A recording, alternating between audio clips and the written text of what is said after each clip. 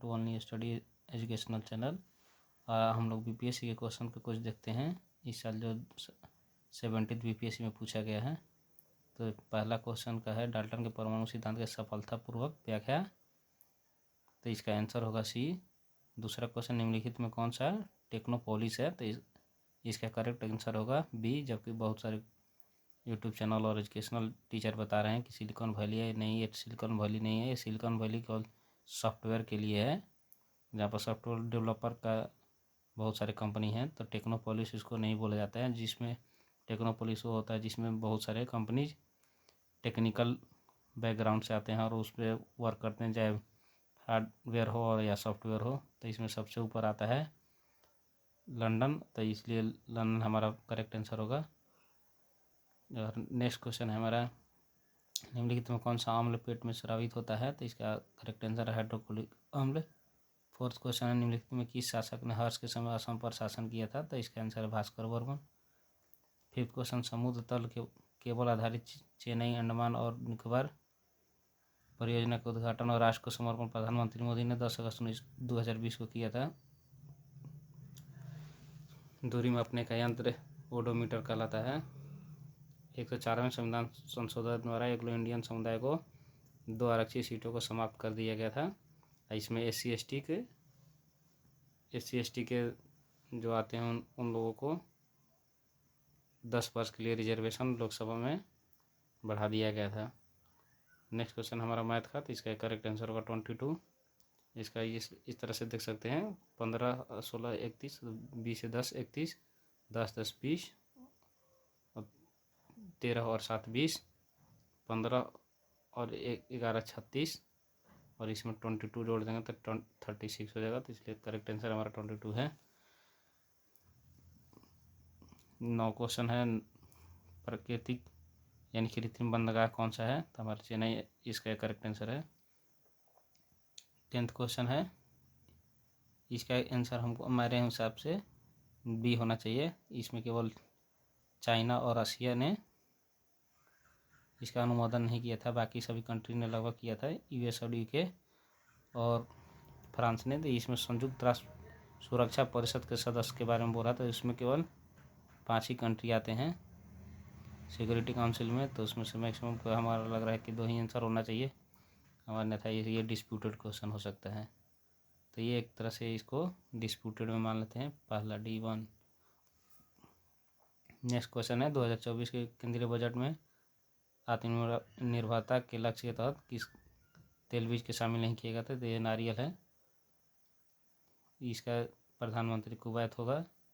Kuwait के प्रधानमंत्री है अहमद अल सबा। 13वें का क्वेश्चन का आंसर होगा हमारा ये।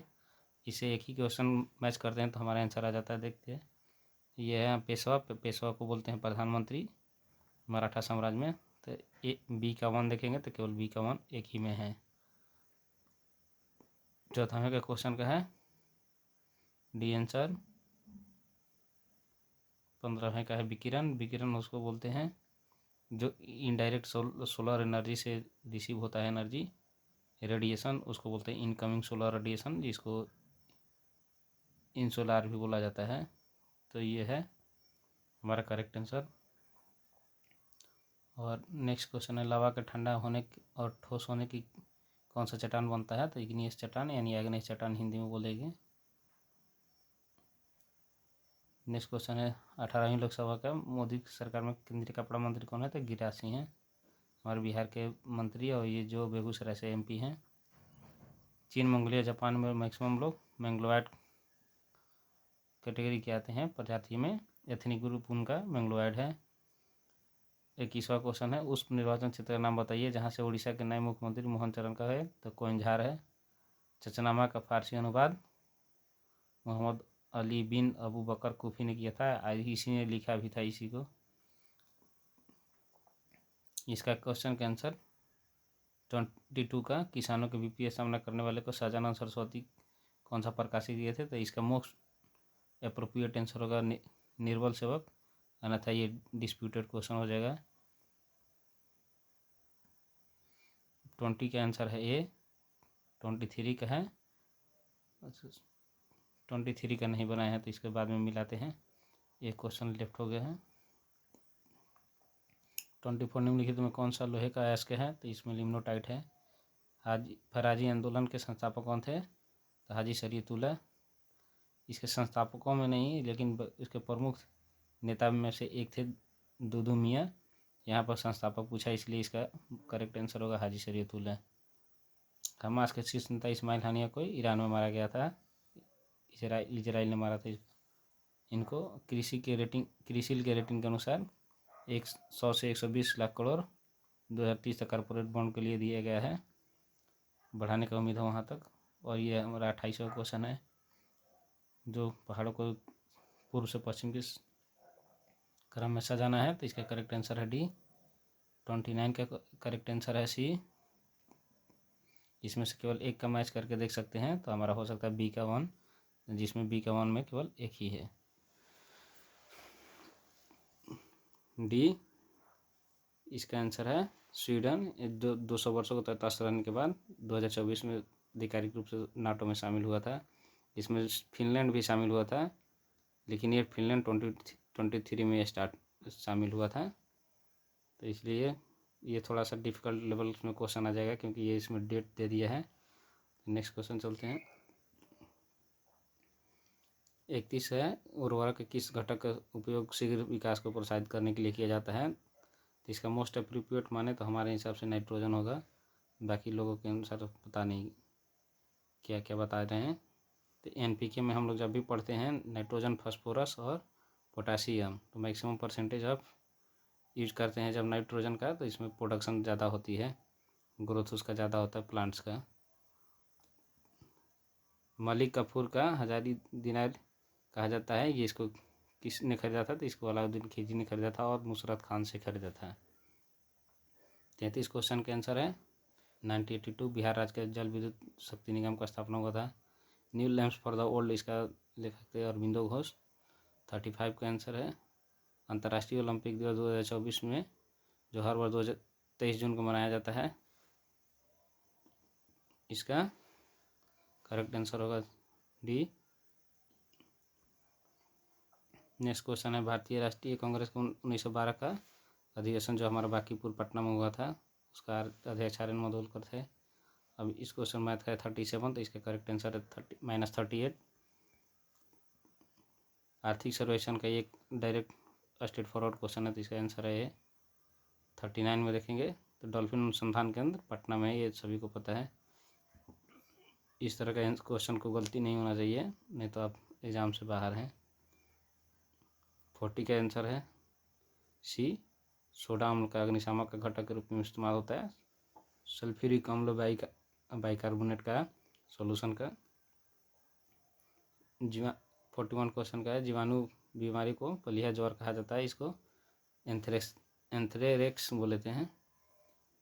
42 इसका जापान और इंडिया के बीच में जो द्विपक्षीय अभ्यास हुआ था, लेकिन यहाँ पर इन समुद्री अभ्यास हुआ था, उसका योकोसुका जापान में हुआ था।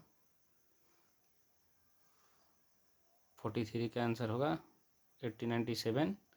इनमें स्वामी विवेकानंद रामकृष्ण परमहंस का स्थापना किए थे, जो 1893 से 96 के बीच तक ये US में ही रहे थे और यूरोपियन कंट्री में मिशन का प्रचार कर रहे थे, इंडियन कल्चर के बारे, हिंदुत्व के बारे में। उसके बाद में ये इंडिया से आते हैं 1896 में, और 1897 में इन्होंने रामकृष्ण मिशन का स्थापना किया था। ये मैथ का क्वेश्चन है, तो इसका करेक्ट आंसर होगा सी। 44 का सी। 45 का इंफ्रारेड रेडिएशन इस्तेमाल किया जाता है। 46 का चेर राजवंश का राजधानी था कुरुवर या करूर बोलते थे इसको। बाकी दो भी करेक्ट हैं, लेकिन राजधानी नहीं थे उनके, मोस्ट व्यापारिक केंद्र थे। 47 का देखते हैं, इसका आंसर होगा डी, बदरुल हसन। 48 बिहार का GDP में कृषि का योगदान है 26%। NSSO के अनुसार हमारा भागीदारी है, महिला भागीदारी श्रम बल में 23.3 से 37% हो गया है। 1 जनवरी 2024 को किस देश ने ब्रिक्स की अध्यक्षता संभाली?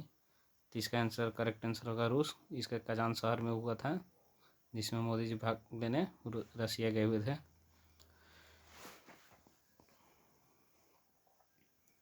और इसका G20 के समझ के बहुत लोगों ने ब्राज़ील को मारा है, तो ये करेक्ट आंसर नहीं है, गलत है। फर्श टाइल्स बनाने में उपयोग किया जाता है, तो ये थर्मोसेटिंग प्लास्टिक मेलामाइन का। और इसका 52 का करेक्ट आंसर है 12 त्रिभुज बनेंगे। भारत में गांव से नगर की ओर प्रवासन के मुख्य कारणों में से अगर इसमें मुख्य कारण पूछता है तो शहरों में अधिक श्रम बल की मांग हो जाता है, लेकिन इसमें मुख्य नहीं पूछा है, प्रवास के कारण पूछा है, तो इसमें सारे आंसर तो सही हैं। इसके करेक्ट आंसर है 44 का देखते हैं, 54 का सॉरी, 4.1% है। डायरेक्ट हेडलाइन इंप्रेशन बोलते हैं, ये जो बहुत इस साल बहुत न्यूज में था। 55 का करेक्ट आंसर AR देसाई होगा। 56 का कवक होगा, बीजाणु निर्माण द्वारा प्रजनन को होता है कवक से। भारत देश का राजधानी अंग्रेजों के समय हमारा दिल्ली स्थानांतरित हुआ था 1911 में। 58 का करेक्ट आंसर है।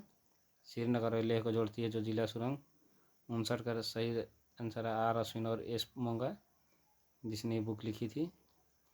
60 का आंसर है अबू धाबी, जहाँ पर WTO का मंत्री स्तर का सम्मेलन हुआ था।